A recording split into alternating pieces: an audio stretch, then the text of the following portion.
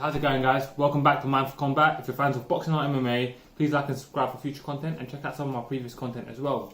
And today, when I woke up, man, is my mind buzzing. UFC 231 was crazy. Depending on where you are in the world, you might have seen it last night. For me, it was this morning.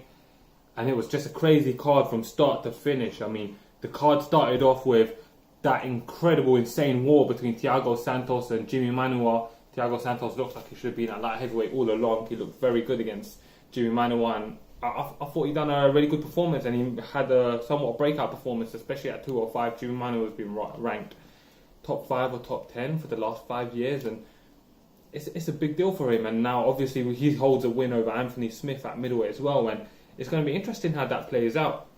And I think he's got real potential to go forward. But actually, that's not what I'm doing this video to talk about. I just went off on one there, but this video, I want to talk about the main and co-main events from UFC 231, and let's start with Valentina Shevchenko's performance. So, if you saw my breakdowns on the Valentina Shevchenko versus Jędrzejczyk fight, you know I predicted it to go pretty much as it went. So I felt like Valentina Shevchenko is going to let Joanna do the leading in the fight. I felt like she's going to eke out, it weren't eking out, but I felt like Valentina was about to get the decision, and that's what she's done. Valentina looked really strong at the weight class as well. Like, some of her takedowns, although they were well timed, I felt like most of those takedowns were based on her strength and size almost alone. And it was evident who the stronger fighter was in there as well. And I think it's hard for Joanna, being that she was 0-3 to Valentina in under Muay Thai kickboxing rules coming into this fight. And I think when the fight started, Valentina, especially in the first two rounds, Valentina looked very sharp, very fast, and it was even looked like to me that she held a significant advantage over her in stand-up, and Joanna was in there all the time.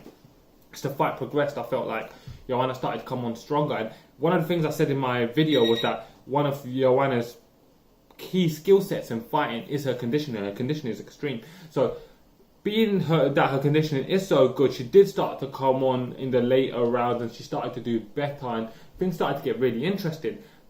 It was too little too late though, because Valentina Shevchenko, she put together a impressive performance, and then she was able to get the W, and it was a big win for her. And I think now that she's got that championship status here in the UFC, which is what she's been searching for a long time, and which is what a lot of fans have been pining for her to get. I mean, I felt like she won the second Amanda Nunes fight, so now she's settles into her place as a champion, and I feel like she's going to have a long reign at the top of the 125 division.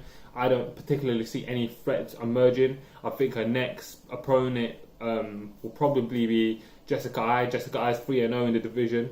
Her win last night, or this morning for me, over Caitlin was it was good. I mean, I didn't have her winning the fight coming into the decision, to be honest with you, but I suppose Jessica Ai provides her with a name opponent who's undefeated in the weight class.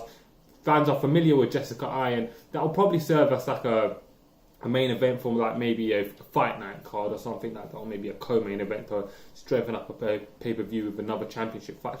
So that should be interesting. I felt like Jessica Ai's performance wasn't that special, and I feel like Valentina's probably gonna go through her. So I'll definitely talk about that more when that fight's announced. But now the main event, and wow, what a main event it was! And that was honestly a privilege to watch a fight like that. So you had two guys that were in the peak of their careers colliding, and coming into this fight, if you saw my prediction video on the Holloway fight, you would know that I predicted a 4th or 5th round TKO for Holloway. So it turns out I got that way too perfect. He got the TKO between the 4th and 5th round. So that was an incredible performance from Holloway. I felt like he was going to recover and rebound from his tough year, his health problems, or whatever it is that he's had, and he looked great out there. From the offset, his hands looked crisp. He was moving well.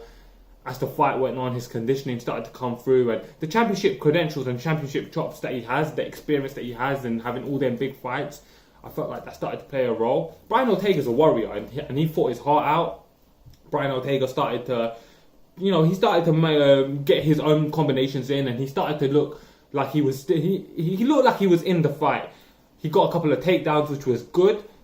It was a great fight, but Max Holloway done what I expected him to do. Now, going forward, I don't know what Max has left to do at 145. I know he says he wouldn't mind defending it. I mean, there's the Renato Moicano fight out there, which I suppose will be fresh, but that doesn't particularly excite me. I don't know that it excites too many people. So I think Max should honestly consider the 155 fight, and I think with all the super fights that we've been seeing in the UFC lately, a true super fight would probably be someone like Khabib and Max. But more than Khabib and Max, I'll be honest, I would like to see Khabib and Tony Ferguson. I think Max and Tony Ferguson.